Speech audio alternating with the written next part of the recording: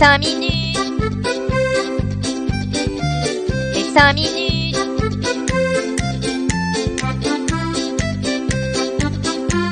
Les 5 minutes du coin. Bonjour à tous et bienvenue dans ce nouvel épisode des 5 minutes du coin. On commence par un petit proverbe. Un homme sans argent est comme un vaisseau sans voile. Autrement dit, n'investissez uniquement l'argent que vous êtes prêt à perdre, car ce n'est pas avec un bateau sans voile que vous allez profiter des ressources halieutiques ou croiser un axolote. On peut sortir de nos cornemuses pour jouer une petite musique en l'honneur de Bitcoin et du marché en général, qui après une forte baisse sous les 19 000 $, nous fait une magnifique remontée en fin de semaine pour repasser au-dessus des 21 000. J'imagine que vous êtes tous déjà allés à un événement qui nécessitait un billet, comme un concert ou un spectacle. Eh bien, un géant de la billetterie en ligne, Ticketmaster, s'est associé à Draper Labs afin d'exploiter la blockchain Flow, dont le but est d'optimiser l'utilisation des NFT. Avec cet engagement, plus de 5 millions de NFT ont déjà été créés par Ticketmaster pour proposer des billets sous cette forme. Ils souhaitent tout d'abord développer la dimension souvenir de leurs événements à travers ces NFT et soulignent aussi que ce serait un bon moyen de lutter contre la fraude sur les tickets. Il se pourrait bien que votre PC ait été infecté si vous avez récemment téléchargé des applications liées à Google. Ne paniquez pas et ne prenez pas votre tournevis pour commencer à démonter tout votre ordi.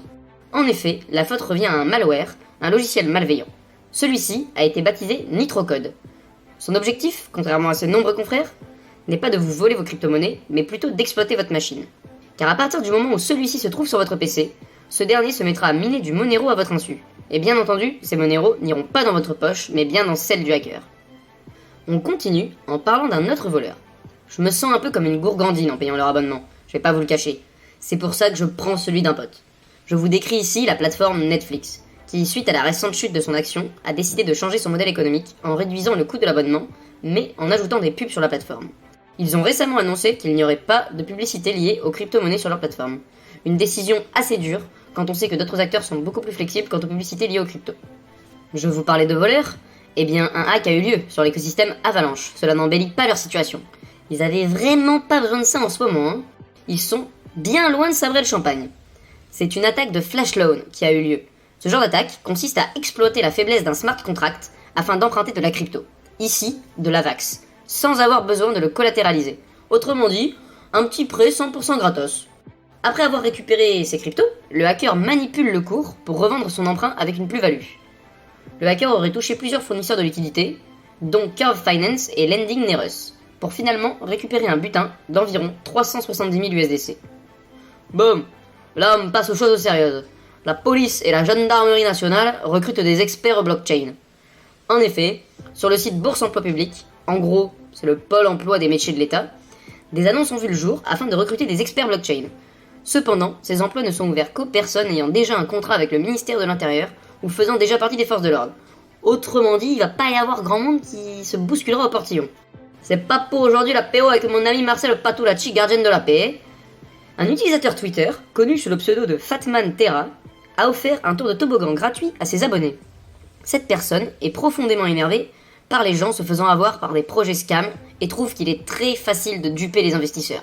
Du coup, qu'est-ce qu'il s'est dit ? Qu'il allait lui-même le faire. En seulement 2 heures, il a réussi à récupérer 5,45 bitcoins, soit environ 100 000 $, avec un projet totalement bidon. Heureusement pour les utilisateurs, cette manœuvre a été faite dans un but éducatif, pour montrer qu'il fallait se renseigner sur un projet avant d'investir dedans, et ne pas simplement se baser sur des promesses. Fatman a donc rendu tout l'argent qu'il avait ainsi récolté.